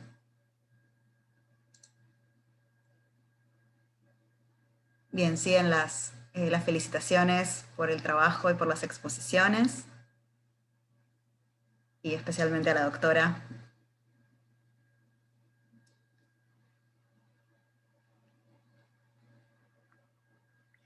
Yo le pediría a Raquel que explique un poco más en este ratito lo de la encuesta,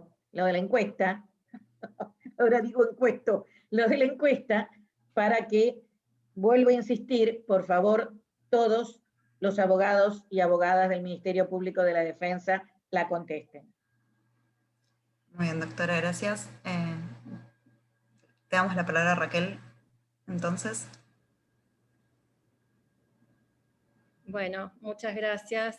Aprovecho antes de reiterar esto para mencionar, la doctora Camaño contaba varias reformas que se han implementado en el Consejo de la Magistratura. Como yo le decía, los antecedentes que hemos tenido en esta investigación abarcan, no mencioné específicamente porque es la parte de propuestas, que es lo que nos falta en nuestra tarea, pero por supuesto que contamos con todos los antecedentes. Estaba por ahí también Malena Enrico, reunida esta reunión, a quien agradezco su esfuerzo para pasarnos todas las propuestas, las reformas. Así que por supuesto que las tenemos en cuenta y están siendo analizadas. Con respecto a la encuesta, como mencionaba la doctora Martínez, en los próximos días todos los integrantes que tengan título de abogado o abogada recibirán un link en sus correos laborales. Desde ese link podrán acceder desde cualquier dispositivo a un cuestionario que les llevará pocos minutos y que esperamos poder conocer. Es una encuesta de autopercepción, a dónde están las diferencias de género que llevan a que solamente 1 de cada 3 postulantes sean mujeres, y por supuesto que manejamos la teoría de cuáles son algunas de estas posibles explicaciones y analizando cuáles son aquellas alternativas que podemos impulsar desde el organismo. Obviamente sabemos que hace falta un cambio cultural que nos excede, pero queremos poder identificar aquellas limitaciones vinculadas con las responsabilidades de cuidado, pero también otras limitaciones que puedan estar vinculadas a esto que mencionaba, creo que fue Natalia, ¿no? A la visualización, ocupando roles de cuidado y de poder, que también pueden ser una limitación, y ver cómo podemos trabajar entonces sobre esos distintos escenarios. Yo los veo todos congelados. Lucía, no sé si se escucha. Sí, se escucha perfecto, Raquel. A vos se te ve medio congelada. Creo que es tu ancho de banda, según dice Zoom, está medio bajo.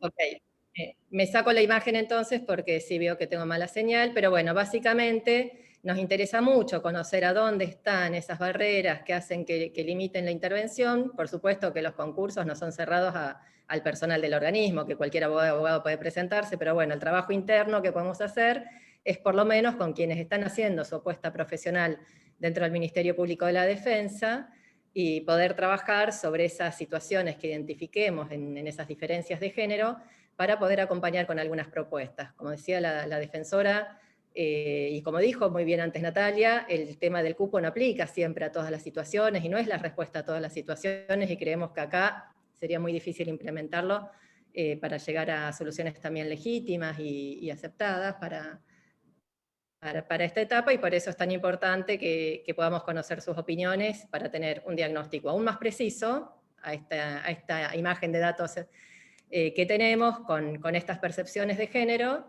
y en función de esos hallazgos poder dirigir propuestas más focalizadas. La ambición es poder integrar la totalidad de las ternas con mujeres y poder aumentar la cantidad de postulantes mujeres en esto. Y bueno, esta fórmula a la que hemos llegado para que reciban en su mail un link para que vaya a la encuesta, es la que, bueno, fue la visión que nos dieron desde el Observatorio de Género de la Ciudad de Buenos Aires, que son nuestras aliadas inclaudicables en estas luchas, y por suerte contamos con el apoyo de la Embajada de Canadá para que ese anhelo pueda ser realizado. Así que básicamente eso, esperamos que puedan tomar unos minutos de su tiempo, es importante que lo contesten, tanto varones como mujeres, porque eso nos permitirá contar con este diagnóstico preciso para pensar respuestas concretas a los problemas que puedan ser identificados. Gracias, Raquel. Alguien en el chat pregunta acerca de las iniciativas para revisar la brecha en lo que en la investigación que presentaste, Raquel, llamaste fuero de GN. Y hay otra parte de la pregunta que está más abajo, y si hay propuestas de personal en base a los listados de exámenes técnicos que se encuentran atravesados por las mismas dificultades que señalaste. Bueno, no llegué a comprender muy bien la consulta por el fuero de GN, no sé si es a qué llamamos fuero de GN, es una creatividad que nos dimos en esta investigación para designar a cargos que son propios de la Defensoría General de la Nación. Digamos, son concursos que no se dan para ocupar el cargo de defensor o defensora ante el juzgado de instrucción número tanto de la Ciudad de Buenos Aires o ante los tribunales orales federales de la provincia de La Pampa. Es decir, no tienen una asignación así de fija, sino que son cargos propios de la Defensoría General de la Nación, que admiten ser asignados estos magistrados en distintos roles. Y como admiten ser asignados a tareas del fuero federal y ordinario, los llamamos o los utilizamos como una tercera variable porque no eran asimilables a ninguno de los dos. En esto la defensora, por supuesto, que va a tener tal vez una identificación más precisa de estos cargos. Entonces, es muy curioso lo que encontramos en estos cargos, porque casi la mitad de quienes se inscriben son mujeres, y a las mujeres les ha ido mejor en la calificación, pero es donde menos han sido designadas. Y acá es donde se ve claramente el sesgo de género en la parte política, ¿no? Porque todas las ternas fueron mixtas, y las mujeres superaron a los varones solo en este fuero que llamamos en la calificación, pero es donde menos veces fueron designadas, ¿no? Y digamos, este es el tipo de ejercicio que nos permite ver cuáles son las dificultades que podemos tratar de pensar y de buscar soluciones en el ámbito interno del organismo, y para cuáles otras barreras necesitamos políticas activas también de otros poderes que también intervienen en lo que es el proceso de designación de defensores y defensoras. Eso por un lado. Por otro lado, nosotros ahora estamos focalizando la investigación en lo que hace el cargo de la magistratura. Hicimos un primer panorama y buscamos estos datos, que son los que contamos con información. En esta etapa no estamos mirando qué pasa con la carrera en cargos de empleados y funcionarios, más allá de que ya por supuesto nos ha surgido la cuestión y anhelamos poder abordarlo en una segunda etapa, pero en este momento estamos focalizando la información que es muchísima, la que hemos podido conseguir para poder avanzar por lo menos en estos cargos, que es a donde se ha visto la fuerte pérdida de equidad. En cargos de personal, de empleados, ha crecido la presencia de mujeres, en cargos de funcionarias se ha mantenido la presencia de mujeres. Especial preocupación nos genera entonces en los cargos de defensoras, y por eso focalizamos nuestros esfuerzos para intentar sobre todo revertir esta brecha de género que hace que caiga estrepitosamente la proporción de mujeres ocupando los máximos cargos del organismo. Muchas gracias, Raquel. No veo más preguntas. Hola, quiero hablar yo. Ah, disculpe, doctora. Dos cosas. Los cargos de GN no tienen ninguna diferencia con los otros porque también, aunque son de GN, yo no tengo intervención ninguna, yo no los elijo. Se envían las ternas y también muchas veces, en general, sin consultarme, se elige una persona y se manda para al Senado, con lo cual es lo mismo, en ese sentido no hay ninguna diferencia con los cargos de una defensoría X. Es absoluta casualidad que sea el peor porcentaje. Lo que sí es como para tener en cuenta que ahí sí hay muchas mujeres concursando y tienen mejor puntaje las mujeres, por lo cual ahí es todavía más incomprensible que sea mayor la cantidad de varones que de mujeres. Y por otra parte, coincido con Raquel, que ahora nos estamos ocupando de los magistrados porque es el problema más grave. Piensen que pasamos del 46% al 37% y esto es muy preocupante, pero no es porque no avancemos. Ahí, en los otros cargos, ya no interviene otro poder, sino que una vez que se realizó el concurso, son los defensores los que eligen, o la Defensoría General según el caso, los que eligen quién va a ser ascendido a un cargo de funcionario de mayor jerarquía o va a pasar de empleado a funcionario. Pero allí, primero que no tenemos ese déficit, porque los funcionarios se mantuvieron y los empleados aumentaron, pero igual vamos a estudiar la situación. Si detectamos alguna falencia, los mecanismos serían incluso más sencillos para solucionarlo. De cualquier manera, por el recuerdo que yo tengo, sin que esté hecha hasta ahora la investigación, el número de funcionarias es alto, es importante, y el número de empleadas también. Y las promociones no tienen, hace muchos años sí ocurría, pero en la actualidad no tenemos el cuestionamiento de que haya personas que explícitamente decían, yo no voy a nombrar a una mujer, esto ya no ocurre. Incluso hay mecanismos en la Defensoría que cuando las mujeres necesitan la licencia que les corresponde por maternidad o por excedencia, esos cargos aún a costo de la Defensoría, porque cuando hay excedencia ya no los va a cubrir el órgano que cubre las maternidades, pero nosotros igual cubrimos el cargo para que no haya afectación del servicio. Es decir, se han tomado una serie de medidas que hacen que se designen habitualmente funcionarias mujeres sin que haya ningún tipo de discriminación.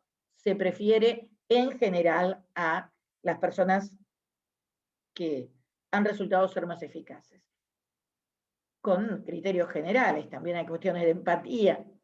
Ahora bien, por supuesto que estamos abiertos a todo tipo de inquietudes. Si ustedes detectan que esto en algún lugar, en algún área, no funciona así, bueno, ahora van a poder explayarse ampliamente. Por lo pronto, contesten la encuesta. Y después, ante cualquier situación, incluso si no quieren darse a conocer, pueden hacerlo de manera sin identificación, simplemente para que nosotros estemos alertas, comunicándoselo a la oficina de género. Ahora bien, y en esto sí hay que ser sumamente estricto, tenemos que tener mucho cuidado, y las mujeres sobre todo, ustedes, tienen que defender mucho el término de género. No hay que utilizarlo con motivos espurios. No hay que permitir que alguna persona use una supuesta persecución por razones, o discriminación por razones de género, para ocultar un deseo de no trabajar. Quiero ser absolutamente honesta y sincera con todos ustedes. Esto es lo que todas las que luchamos seriamente por la paridad de género no debemos permitir ni debemos encubrir. Porque esto es lo que puede, en un momento determinado, hacer fracasar todos nuestros esfuerzos.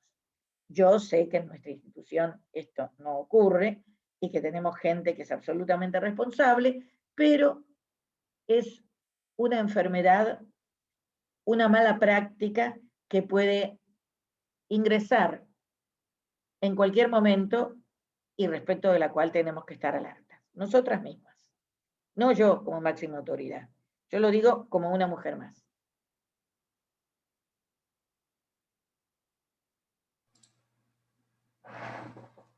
Gracias, doctora. Bien, no sé si hay alguna otra pregunta en el chat. Hay varias experiencias personales, compañeras que nos indican la presencia, la falta de paridad de género, la falta de presencia de magistradas mujeres en algunos lugares en particular.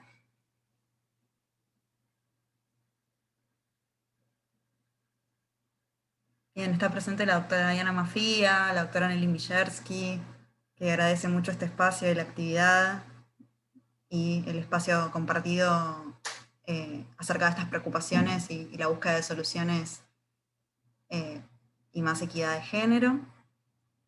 La saludan doctora también de Nicaragua, no sé si leyó el mensaje y la felicitan por este espacio.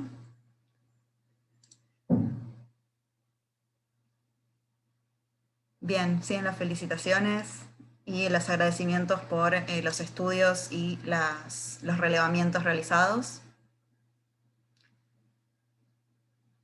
Es necesario un cambio cultural transformador en el ámbito judicial con apoyo de acciones afirmativas.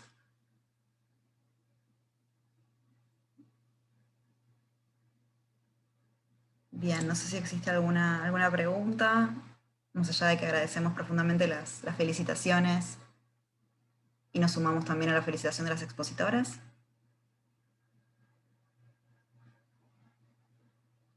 Bien.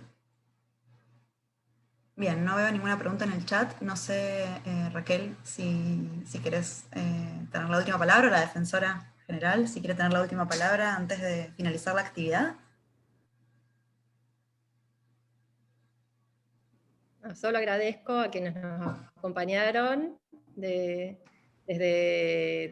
las exposiciones. Pues yo hablo en el doble carácter, ¿no? Porque estoy como expositora, pero también como parte del organismo en el que presentamos. Así que bueno, agradezco a mis compañeras que han formado parte de este espacio de reflexión. Como siempre, trabajando desde la Oficina de Género, a la Defensora General por su compromiso real con el tema, que no solo que nos ha permitido, nos pidió que nos miremos críticamente para poder tratar de hacer mejor nuestro trabajo y tratar de que todas estas luchas o compromisos que intentamos asegurar en lo que es la prestación del servicio también se pueda cumplir hacia dentro del organismo. Yo simplemente quiero agradecer nuevamente a todos, enviar un fraterno saludo a todas las mujeres trabajadoras en su día y decir nuevamente que juntas, unidas, podemos. Y podemos avanzar. Esto lo hemos demostrado. Ustedes, la mayoría son jóvenes, pero hace 30 años yo ya estaba en el Poder Judicial y ni se hablaba de género. La discriminación era real y nadie pensaba en que se podía avanzar. Por eso el mensaje que quiero que quede es que como aquellas luchadoras que dieron su vida para obtener reivindicaciones laborales el 8 de marzo en Nueva York, que dio origen a esta conmemoración, seamos conscientes de que los derechos nunca se regalan. Siempre hay que luchar. Si nosotros asumimos una postura pasiva, no vamos a avanzar. Tenemos que luchar por conquistar nuestros derechos, que nos corresponden, pero que nadie que es dueño del poder nos lo va a regalar. Por eso esto es una invitación a la reflexión, a la conmemoración, pero sobre todo a la lucha por nuestros derechos. Gracias.